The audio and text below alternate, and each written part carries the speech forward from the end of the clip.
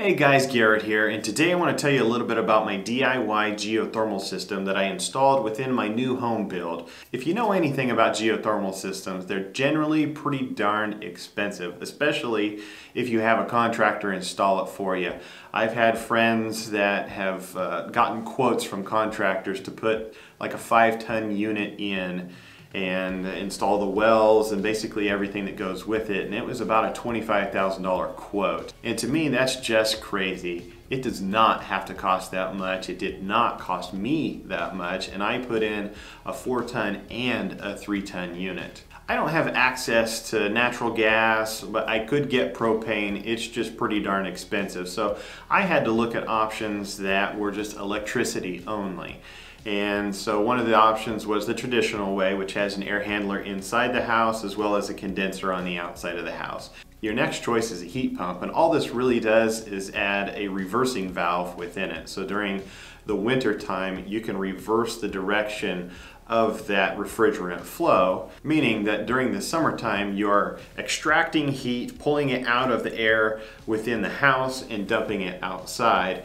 However, during wintertime, you energize that reversing valve. It makes the flow go backwards, meaning that it tries to find heat outside and then dump it to the inside of the house. Now that's a heat pump. Heat pumps are a heck of a lot more energy efficient than, say, like a resistance heater. With a resistance heater, you put 1 watt in and you get 1 unit of heat energy out of it. With a heat pump, you put 1 watt of energy in and you can get 2, 3, 4 units of heat out of it. So from an electricity standpoint, you use a heck of a lot less energy and you get a lot more heat output. And that's really the name of the game whenever it comes to efficiency. So when you're talking about air conditioning efficiency, you have what's called a SEER rating. That is the Seasonal Energy Efficient Ratio, so it's SEER. And the higher the SEER rating, the more energy efficient the unit is. So for example, if your current air conditioner unit is, say, an 8 SEER, and you replace it and you put a 16 SEER unit in, you effectively doubled the efficiency of your unit, and therefore you're using half of the electricity to get the same cooling power. For heat pumps, whenever we're talking about the heating side of things, you have the COP, the coefficient of performance. And the higher the coefficient of performance, the better the efficiency is of the unit. So generally speaking, an air-to-air heat pump is going to be anywhere from in the mid-2s to the mid-3s, but a geothermal heat pump is going to be between 3 and 5. So again, what that means is you put 1 watt of energy in and you get anywhere from 3 to 5 units of heat out of it. And then this is how efficiency is rated. So whenever it comes to like a heat pump system that again uses a condenser that sits outside, you are dependent upon the air temperature coming through it. So the more consistent the air temperature coming through that unit, meaning say it's anywhere from say 30 to 60 degrees, you're going to get 100% of your efficiency rating out of it. But you start dropping that temperature of the air that comes in, it means the unit has to work harder, it has to work longer, and therefore efficiency actually drops. Well, the way to combat this is to use a geothermal heat pump system. And this uses the Earth's heat to heat and cool your home. When we're talking about geothermal heat pump systems, there's 2 main ways to do it: open loop and closed loop. The most efficient is open loop, and what that does is you drill 2 wells. One is a production well where you're actually going to pump water out of the ground. It's going to go through your geothermal unit, and it's going to go to another well where it drops back into the earth. I chose not to use that type of unit, and there's 2 main reasons. Number one, it's the most expensive way to do it. The second reason, we have incredibly hard water. It's very, very high in calcium. So my fear was that keep pumping that water through the system, it's going to have buildup on the inside of the geothermal unit, and then I'm just going to lose efficiency as time goes on, or things, orifices, stuff like that are just going to get clogged up, and I'm going to have constant maintenance that I'm going to have to do to the system. So with everything, I try to do it once, I try to do it right for my situation, and so I went with a closed loop system. Before we go on, I want to be honest with you, geothermal is not for everybody, especially those that don't have much in the way of land. If you have a city lot, you can still do it, but you're going to have to do an open loop system, which means that you're going to have two wells. One is production and one is receiving. You're going to have to do a pump and dump style.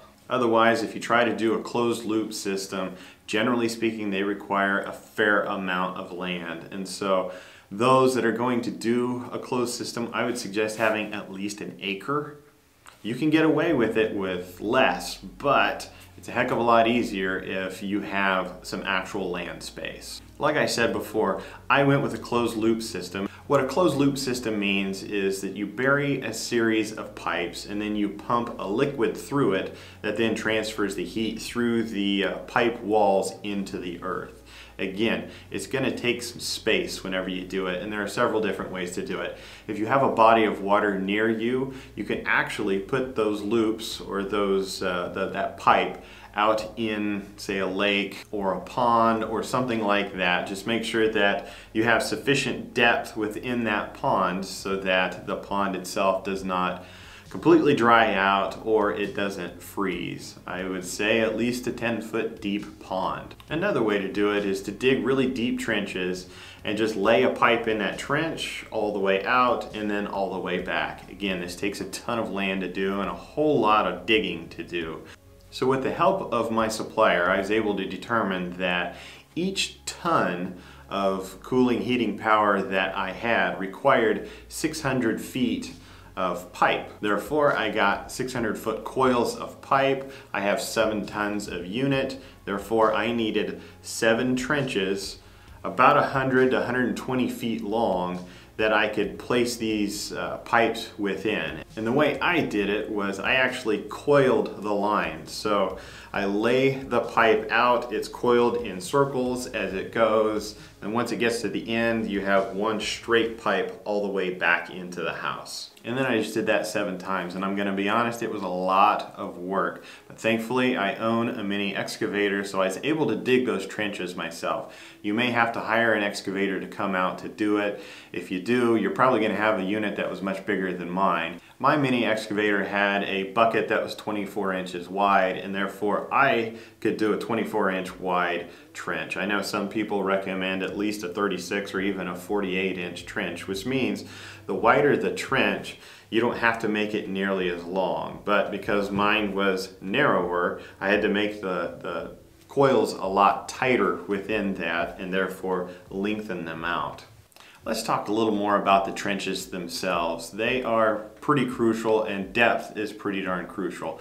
The general rule is 4 to 6 feet deep, but a lot of it kind of depends on your frost line. Our frost line in my area is not that terribly low, so I could probably get away with 4 feet. But to be completely honest, I overdo everything, and therefore I went as deep as my mini excavator would go, which was 10 feet deep.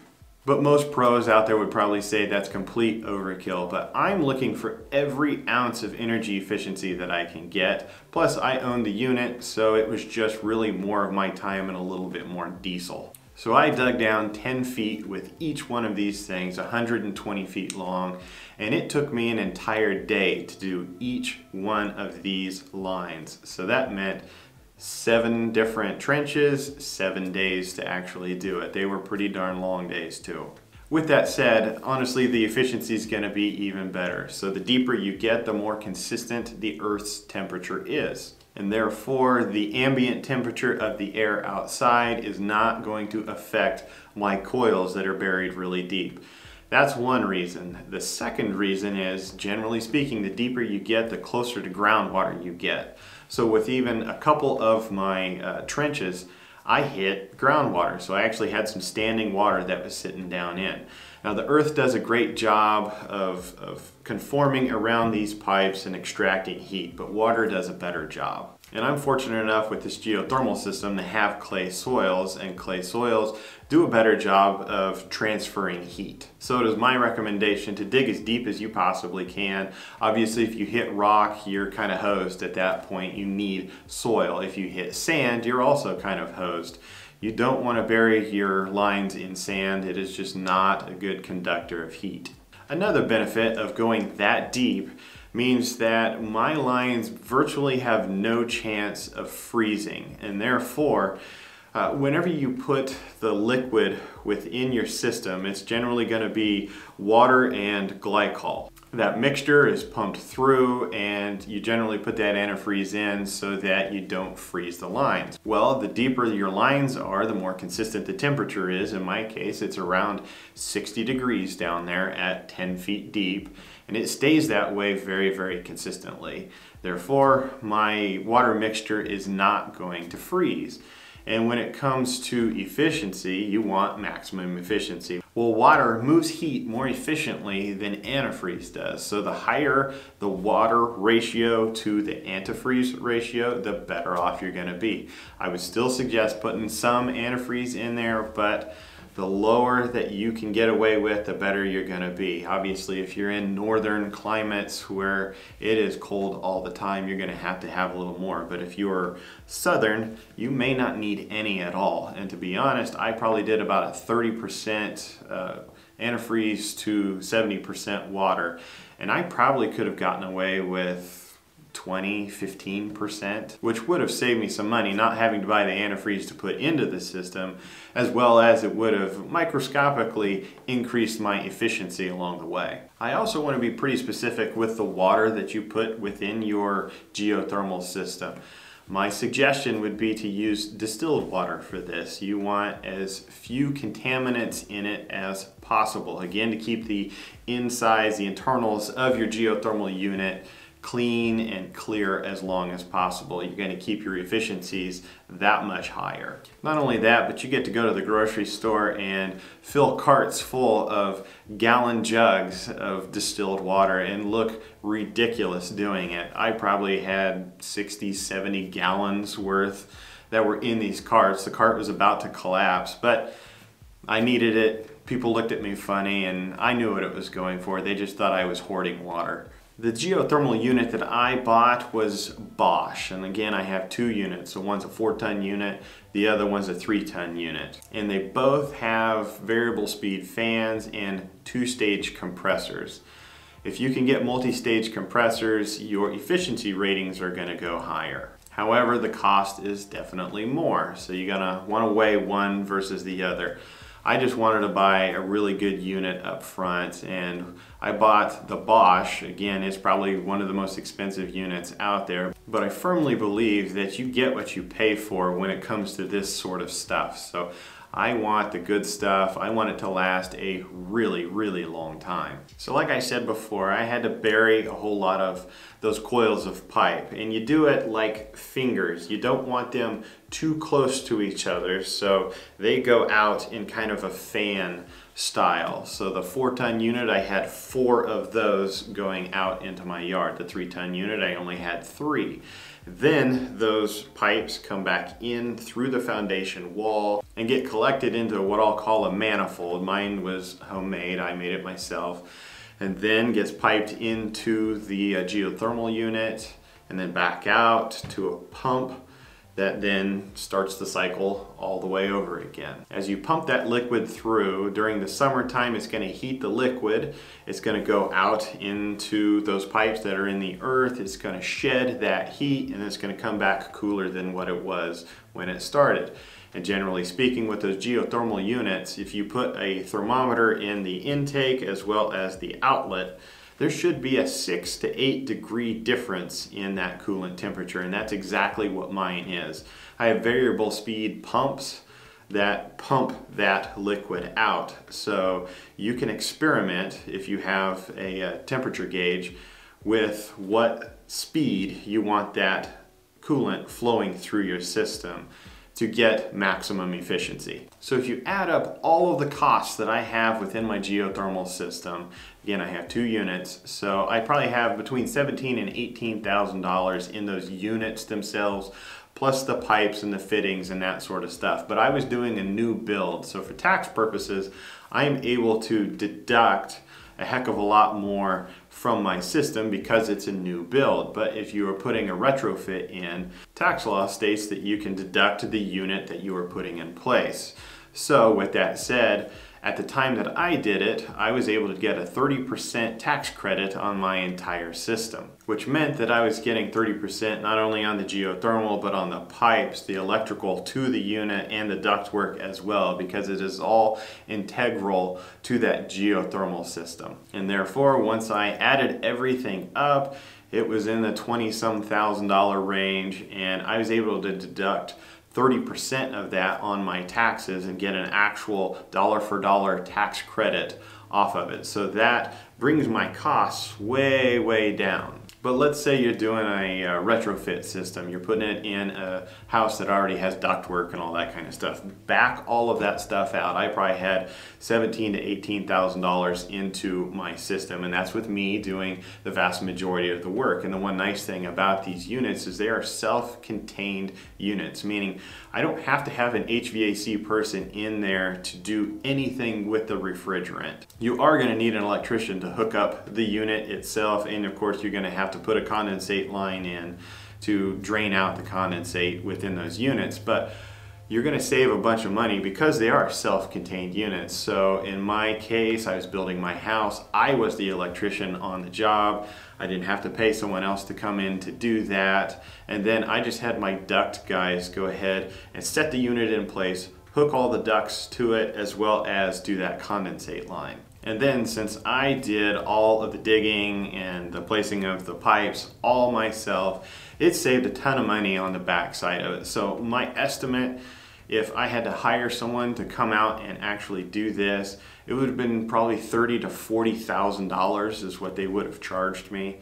And in essence, I was able to do it, if you just count again the geothermal, the electrical, as well as the pipes going out, for like $17,000 to $18,000. And then you get that 30% tax credit. So what that means is I'm basically getting this unit for the price of, say, a decent efficiency air-to-air unit, except my efficiency ratio is on the SEER side. When it's running full tilt, it's around a 24, but when it's running at, say, half duty cycle, it's around a 29 to 30 SEER. And on the coefficient of performance, it's in the mid 4s is what I'm running. So it's an insanely efficient unit, and because it's geothermal, the heat of the earth stays very, very consistent, and I don't have to worry if it gets 110 degrees outside during the summer or minus 10 degrees during the winter. It does not affect my system. My efficiency stays the same the whole year long. Obviously, the more work that you can do yourself, the more money you're going to save over time, as well as use some of those tips and tricks that I was telling you, and you're going to get an even better efficiency ratio. This can be an affordable option, especially if you have land. I also got one more bonus with my geothermal system. I'm part of an electric co-op, and therefore they give rebates based off of heat pumps. Well, they give $100 per ton of just regular heat pump, but since I have a geothermal system, they give a $150 rebate per ton. Therefore, on my system with the 7-ton, I was able to get $1,750 check back from the co-op, so that offset more of the cost of my system, making it a heck of a lot more palatable. And again, it just keeps bringing that price down to where it's very, very manageable. So if you're thinking of changing your system, consider geothermal. It can be a very, very competitively priced system compared to what you would traditionally get, but you're going to get a heck of a lot more energy efficiency, and you're going to get every month that electricity bill comes is going to be so much lower than what it was before. It just keeps paying for itself. It's a literal investment.